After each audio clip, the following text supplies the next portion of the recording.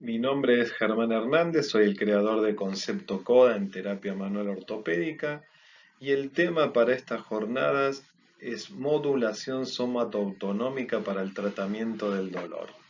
Comenzamos. En principio, para resumir, Concepto CODA es un concepto en el campo de la fisioterapia ortopédica que ya tiene más de 10 años en Argentina, donde lo que nosotros intentamos a través de la evaluación y el tratamiento es simplificar los dos conceptos. También tiene una metodología y maniobras propias y una de las características fundamentales es la diferenciación de las causas de las disfunciones, que vamos a ampliar más adelante. En principio hablamos de los mecanismos de inhibición del dolor utilizados por el concepto. Punto número uno, el MAC, que ustedes van a sentir nombrar, que esto es un movimiento armónico de amplitud constante. El segundo punto pilar es el patrón integral ventilatorio, que vamos a ampliar más adelante. Y el tercero, la línea media. Y el cuarto pilar, los reflejos vegetativos. Vamos al primer punto, al MAC. En cuanto a la cinemática de este tipo de movimiento, decimos que es un movimiento armónico en ausencia de fricción, es vibratorio y produce ondas sinusoidales. Como vemos en la imagen superior a la derecha, donde vemos que tiene misma frecuencia y misma amplitud en todo el recorrido del movimiento. Cuando realizamos la terapia manual sin instrumento, ¿verdad? En cuanto a la frecuencia, la misma es de 3 a 4 Hz por segundo. La amplitud va a ser siempre la misma durante todo el recorrido o el tratamiento. Como primer concepto que la terapia manual considera en cuanto al estímulo de los mecanorreceptores, una de las primeras teorías es la teoría de la compuerta, muy conocida por nosotros, que es la de Melzack y Wall. Otra teoría, la facilitación medular, propuesta por Core, en cuanto a las disfunciones somáticas en particular. Cuando nosotros realizamos este tipo de tratamiento a través del movimiento denominado MAC, lo primero a considerar es el tipo de estímulo en cuanto al paciente. Un ejemplo, si el paciente viniese por un dolor cervical, siempre mantenemos la misma metodología. La metodología consiste en estimular, en principio, el, eh, el parasimpático inferior como primer zona de estímulo, que estamos hablando de zona sacro y zona lumbar. En segundo lugar, el parasimpático superior, donde estamos hablando de la zona craneal y cervical. Y en tercer lugar, si fuese necesario, la zona simpática, la zona dorsal. Entonces, esto lo que nos garantiza es la modulación del sistema nervioso autónomo con respecto al estímulo que ejecutamos, incorporando el patrón integral ventilatorio que ya vamos a ampliar, que es un patrón respiratorio utilizado durante todo el tratamiento por el paciente. Cuando realizamos la terapia instrumentada, en nuestro caso, la terapia la hacemos en forma axial, metamérica, pero axial, ¿sí? Eso lo quiero aclarar bien. Y lo que vamos a generar en ese tipo de estímulo es estimular mecanorreceptores y todas las vías simpáticas relacionadas, con el reflejo somático simpático.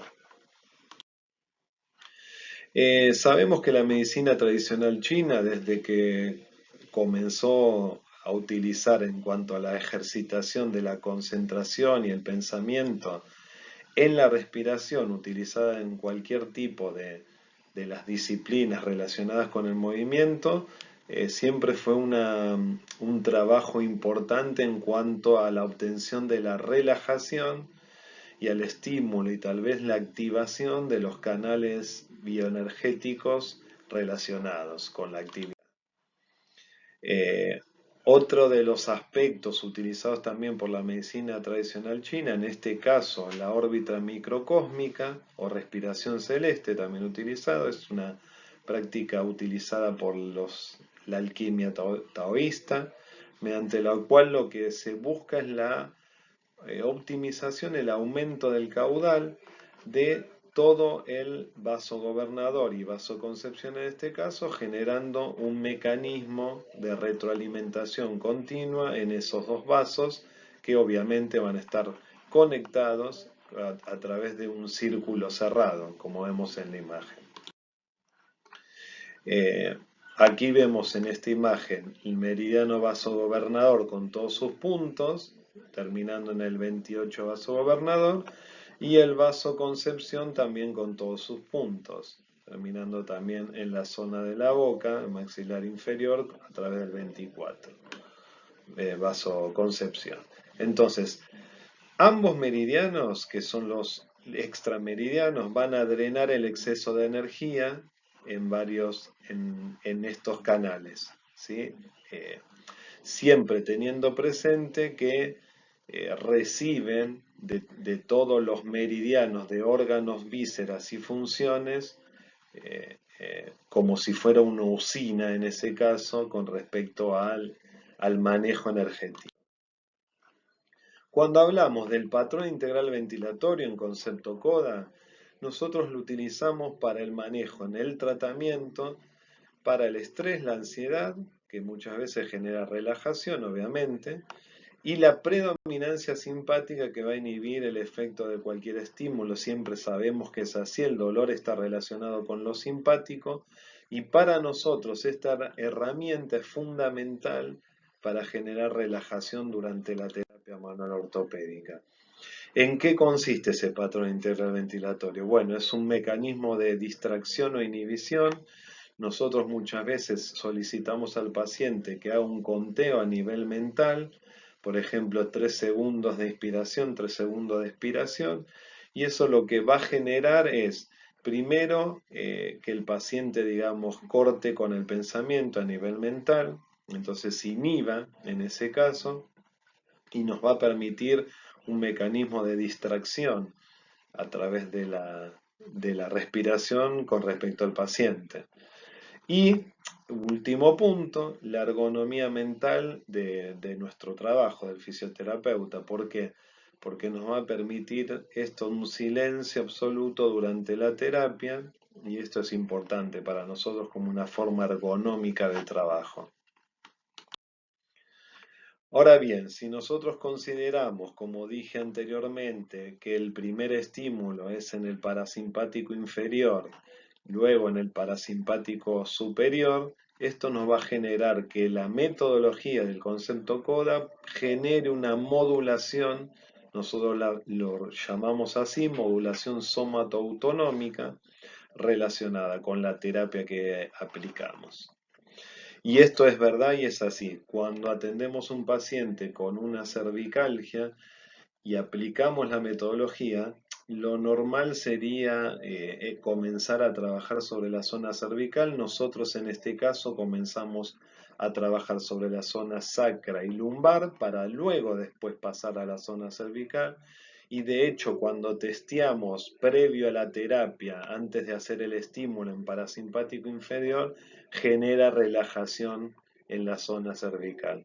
Por eso la utilización.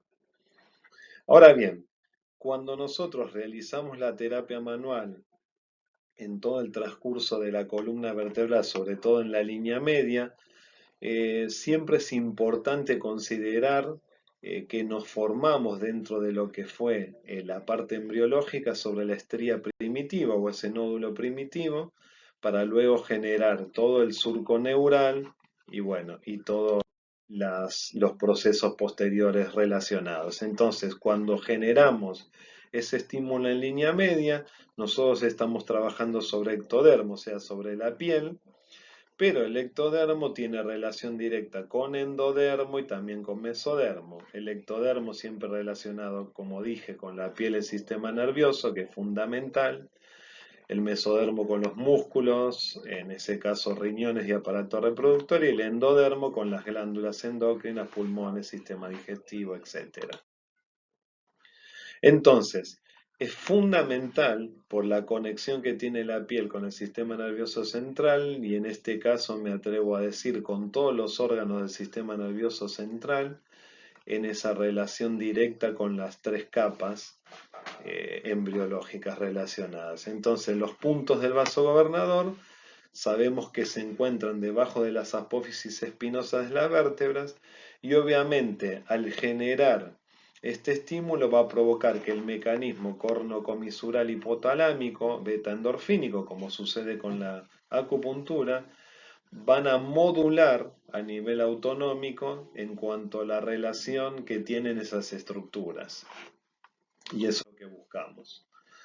Pero también en el cuarto pilar, donde hacemos referencia a los reflejos vegetativos, sabemos que se encuentran centros reflejos del raquis sobre la piel, sobre la columna vertebral en este caso, que van a tener mayor incidencia funcional a nivel autonómico. Entonces, estos esquemas metaméricos y segmentarios van a generar también modulación en cuanto a diferentes aspectos. Uno de los más importantes a considerar es la parte postural, entre otros, ¿sí?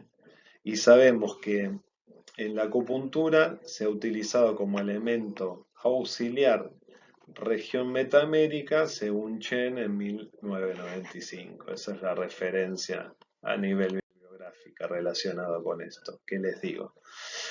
Entonces, en cuanto a los reflejos vegetativos, siempre van a estar situados a niveles de la médula. Sí, sabemos que la zona de protuberancia y bulbo están los más importantes relacionados con la respiración, los centros respiratorios, circulatorios de eglución. En la zona dorsal tal vez el reflejo de tos y en otras zonas como las zonas inferiores, reflejo de micción, etc.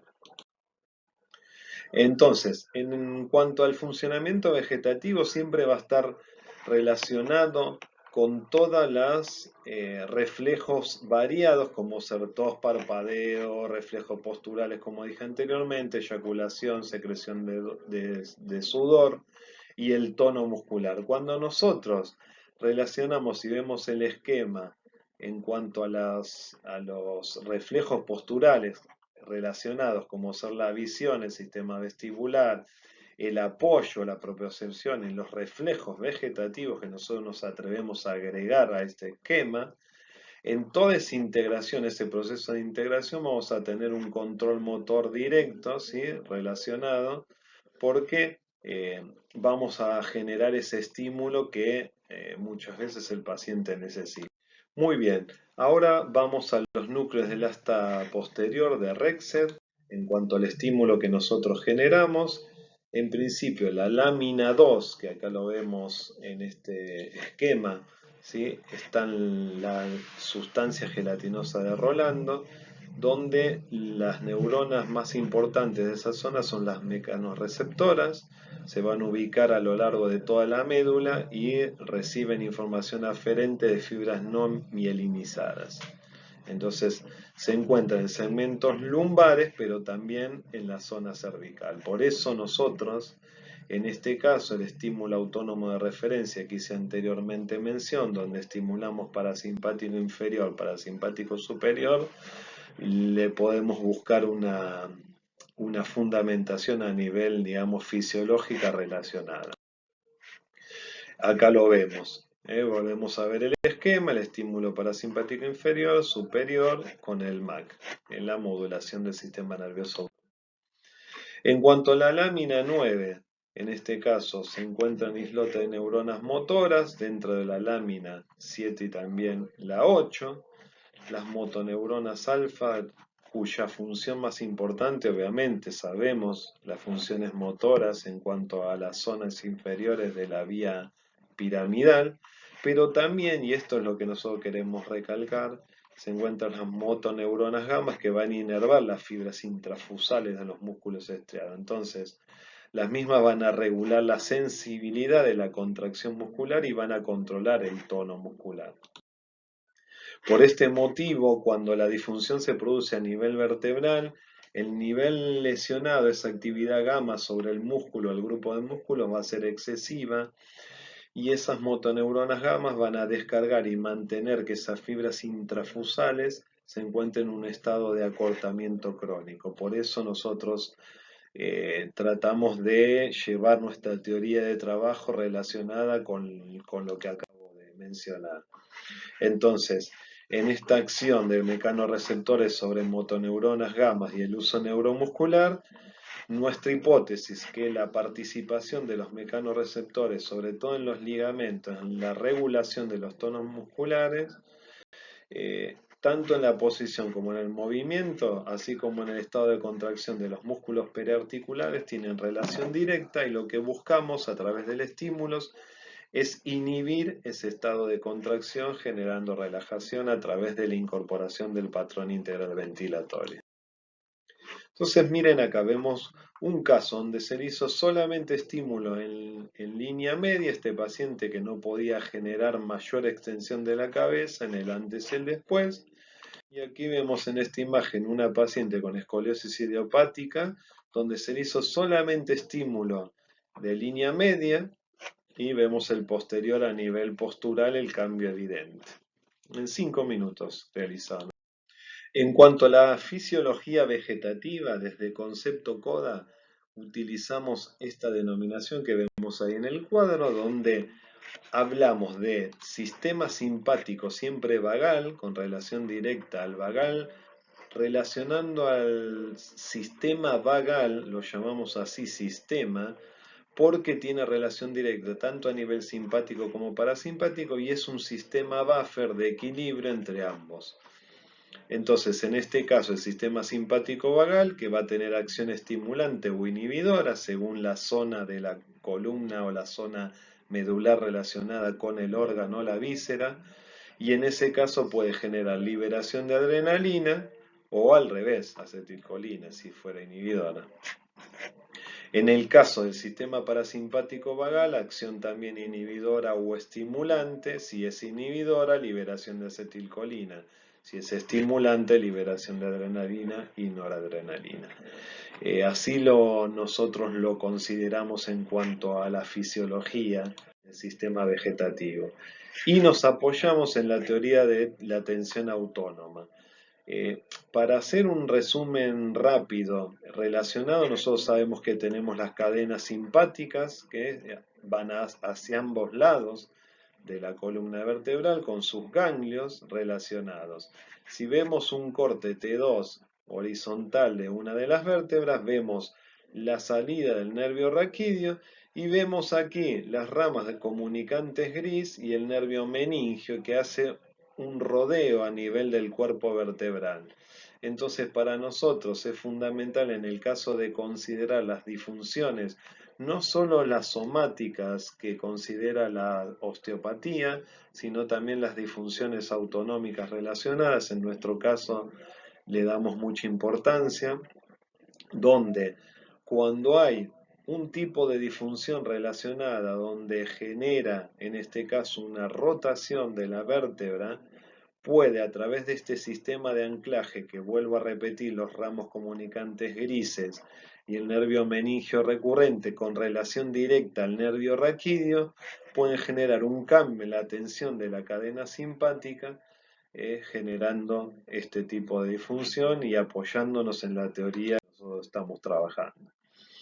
Por último, para hablar un poco de historia de lo que es concepto CODA, el concepto CODA nace a través de este primer libro que hace relación directa con tal vez la medicina china en relación a la terapia manual, luego la inclusión de método CODA en el año 2012 y por último la edición del libro que nosotros queríamos lograr a través de una editorial médica en el año 2019.